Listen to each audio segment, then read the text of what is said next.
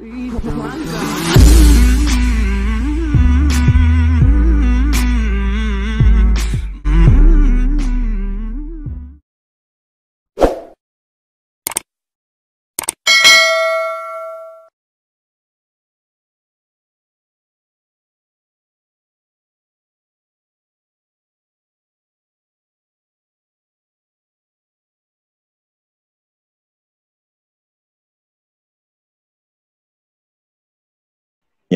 Gara-gara ini satu, saudara, hanya satu. Ya, saya berikan videonya. Kok bisa gara-gara sepele ini kok jadi membesar, jadi luar biasa, terus menangkapnya juga sampai banyak orang, ya.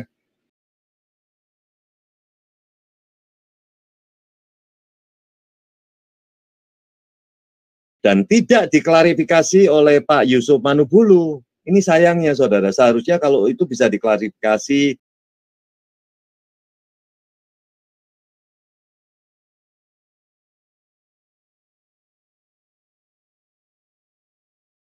Dia sebagai penengah dalam masalah ini biar terang benderang. Berani nggak layar teologi meminta hal yang sama ke Yusuf Manubulu?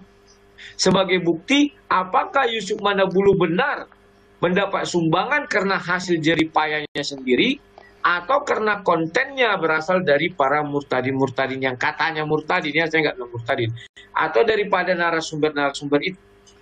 Kalau layar teologi berani meminta dan Yusuf Manubulu meminta, maka klarifikasi kita deal. Tetapi kalau tidak bisa dia meminta dan tidak dikirim oleh Manubulu, maka saya sarankan ke layar teologi segera mendaftar jadi herdernya di Manubulu. Mumpung masih dibuka lowongan itu, kayaknya lowongan itu masih dibuka loh.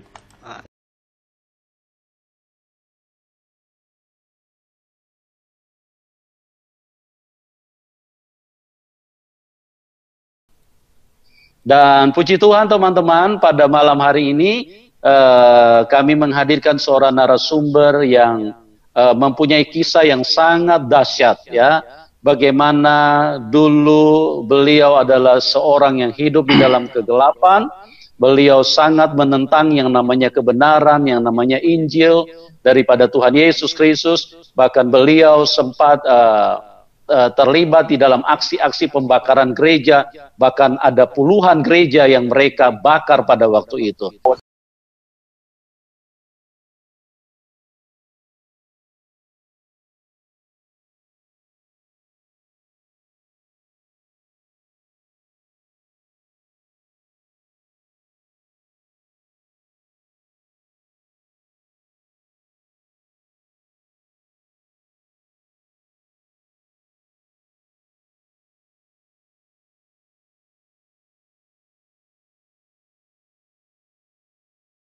Nah, mungkin diawali dulu.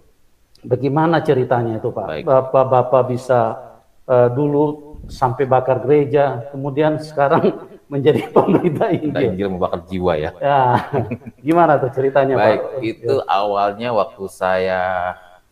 Terus kejadiannya bagaimana tuh, Pak? Kejadian gini, kenapa saya bisa bakar gereja kan? Saya kan visi saya satu, ya, ingin menjadikan kampung saya itu orang-orang Islam semua. Tidak ada boleh orang Kristen. Nah, visi saya kan mengislamkan, pendeta nggak berhasil kan? Saya punya ide, bagaimana kalau seandainya rumah ibadah orang Kristen itu saya bakar? Mungkin dengan ada pembakaran ini, orang Kristen akan sadar mau masuk Islam. Gitu.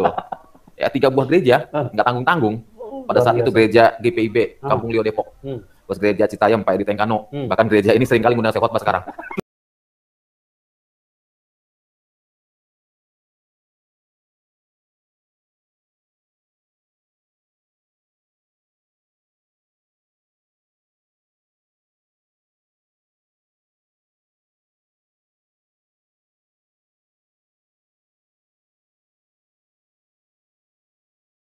Dan juga, mohon maaf, untuk orang-orang kesaksian dan sebagaimana, kita juga harus bisa meneliti orang-orang tersebut, background-nya.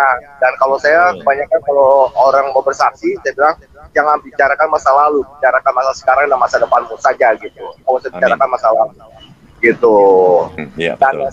Dan kadang-kadang kalau misalnya saya juga ada melihat, mohon maaf ya, saya tetap berdiri di tengah sekarang. Kadang-kadang juga miris melihat ada yang kesaksian pernah membakar gereja. Nah, ini kan juga bingung gereja yang mana yang dibakar. Iya. Nah, kan kalau pembakar gereja itu nggak main-main, hukumannya pidana. Apakah dia pernah dipenjara karena membakar gereja? Betul. Ini harus betul supaya menjadikan suatu pelajaran. Dan sekali lagi ya, ini bukan tentang kasus penistaan atau penodaan. Yang berapologet tetap berapologet, tetapi jangan membicarakan yang bukan ranah kita.